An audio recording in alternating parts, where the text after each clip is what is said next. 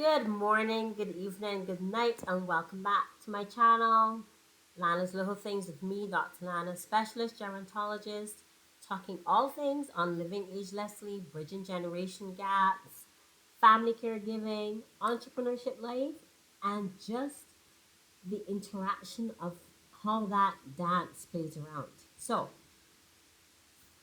been researching frailty all most of the week, really, because I've seen a lot of patients with frailty, and I know that older ones, you will definitely want to hear this one, and family caregivers and friends, you also want to know what frailty is. Is it just old and with a cane, or does it mean something more? And more importantly, is there something that we can do about it? Why does it happen? Who does it happen to? What can we do? Those are the questions we're going to answer, and we're going to answer it with five ways. Well, 5 points of frailty and what we can do about it. So here we go. And remember, for any one of you who is going through your aging journey or family caregiving journey, please remember to like and subscribe. Tell a friend. You, if you found this when we finish, so you found this helpful, share it. Subscribe. Press the notification button. Join me on my website, which we'll leave in the link below, and let's get on this journey together because we really, it's an aging world. It's an aging world. It's also International Women's Day. So, for today at least, it's Women's World. But we're going to talk about not just women, we're talking about frailty, which unfortunately affects more women than men. And that's just a small point. That's just a point for uh, the biology that is different, the difference between men and women. So, I digress. Let's go. What is frailty? Well, if you look at most definitions, you'll find that they'll generally say frailty, especially after you pass the age of 65 for sure, but definitely from 70 onward, and there's another cutoff at 85 years old. That increases this thing we call frailty, which is functional decline and deterioration in your health status. What does that even mean? So as you get older, remember, let's look at the analogy of of of a bank. The bank, I'm not about, but anyway, we'll see. We all gotta spend money. Let's do food, shall we? So you have a ton of a tub or your food allowance for this week, and you're supposed to keep this tub a certain way. But over time, it's gonna go down with use, and it's gonna go down. So what do you have to do? Replenish it. However, because of other things that might come in, you would have had to buy, I don't know, other groceries, other fruit and vegetables, and you use the rice or the starch with those fruit and vegetables, but you didn't replenish the starch. So now you really need the starch to fill up for your next meal or to feed family or to go. What are you going to use? You have this much. You started with this much, and you're now here. So how are you going to give the same nutrition here? So that is what I'm talking about, reserves. At 20 and 30 and 40, let's hope, you have these reserves. And so you can use it down, you can add in and so on, subtract, and that's fine. Energy levels are gonna bring it up, and you're gonna be all right. As you get older, those reserves decrease. Things that take away from why you can be stronger, those go down. And so reduce physical reserve, reduce in function. Really, what we mean by function?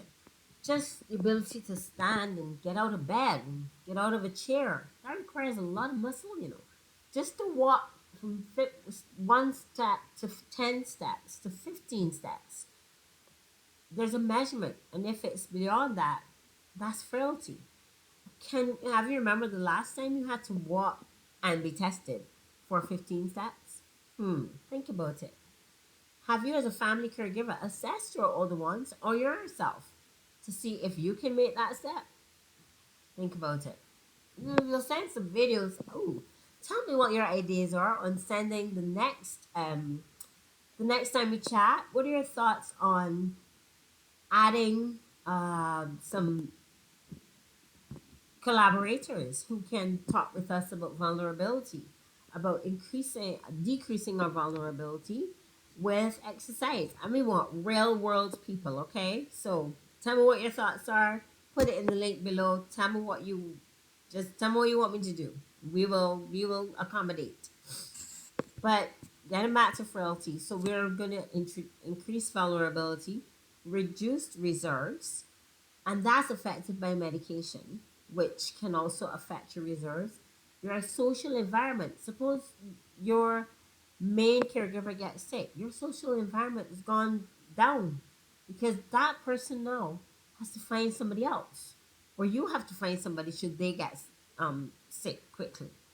The care of one parent is different, which is okay. Let's say mom is mom and dad. Care for mom is totally different from care for dad, but consider that mom and dad still want to stay with each other. Can we have that discussion? So a practical approach is critical. Now, and it doesn't matter how many times, how old the person is, they want to be involved. So is there a way, remember, we want to preserve dignity for each of our older ones. Get them in the discussion. Mom, dad, when we finally sit to have this discussion, I realize that you're not getting to the chair as you used to. You're not getting off of bed with the strength that you used to. We really want to help you along with this, but um, with what would you want us to help you with? So give him the list.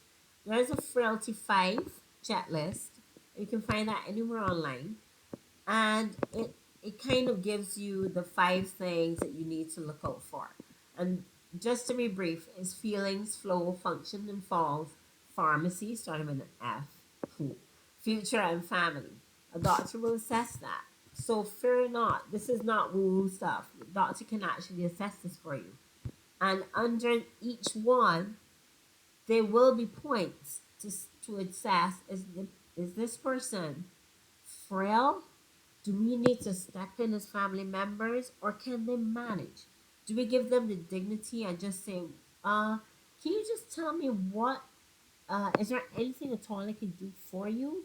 Well, some who are so proud, I know they don't want help, but maybe we can lift in with a hand and just say, in the Caribbean at least, I brought a bag of fruit for you, because they know that times have been rough. Or I bought a bag of grapes because they know that you need that fruit. Or I know you said it was rough, and I bought some medication for you. Link with your social network. They really do care. Really do care. I want to say my passion is to drive the community together. So who in your community can you, if you look at this checklist, fit this checklist, and can you do something about it? This isn't about me. This is way apart beyond me, because this happens all over the world. So wherever you are, subscriber, family caregiver, you know, we friends. We just talking about what we can do. Don't give in to the despair of hopelessness, thinking, "Oh, this is just not gonna happen." Our older ones, I don't think they knew the word no. True. My grandmother certainly didn't. Did yours? The word no was like, I don't. Sometimes she froze it and put it in the. She used to make cakes and like freeze it, and then put the word no in icing on top of anything else. Oh, it's so funny. And then I started to do that. We do little cakes, and you put the tinier word, because you can only do a little bit. No, and then you stylize it. No, So we don't want to just say no to everything, but we do want to be remind ourselves that this is the reality. So, four more: function and falls. Has anybody had a fall recently? Do you need help? Do you need to review your basic activities of daily living, which is eating, walking, going to the toilet, shopping, housework, attending to what do I want? What's this? Money affairs, yes. Have your executor your for your last wishes. Let's be real. What about falls? Have you assessed your risk of falls? Please don't. I urge older ones who I see do this all the time. They hide the fact that they've fallen. And then you see a bruise, and you're the family caregiver, and then they come to the doctor, and then they tell the doctor, me, oh, I fell a long time, and 2 weeks ago, and I hurt my leg so badly. And the caregiver is so ashamed, because you didn't tell her or him. So please, let's if nothing else, let's link together to bring some sort of communication. Yeah, we really want a communication thing going on. So your pharmacy, what medications are you on? Are you are you taking them? And make sure that you bring the bag. I know the shopping bag of medications. No matter, we are here to sort that out. Do you need personal care, not just with finances, but personal care? Has it become too much? Let's be real. Maybe there's hospice time. I have a video on when to know when it's hospice care. But most persons really want their older ones to age in place. It is so helpful. It brings us generations together. It's stressful, I know. Some days it feels like everything changes by the hour. Yeah. So let's just summarize. Frailty is essentially you have your reserves, older persons have their reserves, and yet those reserves can tend to decompensate very quickly, whether it's cardiac, kidneys, heart, well, brain, and memory, and of course, your power in your muscles. We also want to talk and never, ever, ever underestimate the power of sleep, the power of social life, the power of animals as therapy in your life. So remember, it's not just about bowel movements and are you falling? Can you call Aunt Millicent? Do you know who Aunt Millicent is? It's all of these things that we gerontologists we are asking. We are broadening the scope, and we really want to get this discussion going so that we feel more empowered. Because to know better is to do better. So, what attempts do we do? So, our five. And we said the five are pharmacy and flow and family and so on. Well, then there's got to be a five to fix it. So here we go. My five. Five is uh the frailty. Sorry. What about what about in terms of the frailty? What what is there in terms? What can you do to reduce the frailty? Exercise and diet. Protein. When I say diet, I mean protein. I mean vitamin D3. Type of exercise you do. Resistance training. Yeah. Control your non-communicable diseases. Diabetes, hypertension, high cholesterol. It is not a given that if your mom or dad or granddad or great cousin, second, fourth, sixth removed have this condition that it's you too. No, white like six when? No, unless they're bringing in a huge inheritance and you happen to be in it. You know what I'm saying? But what we can do is make sure that we add those factors in. We put them all together. We discuss with the older ones. Well, mom, dad, which part of you do you feel is your weaker spot? We might be able to see, but let them get in on the discussion. See what they feel is weaker.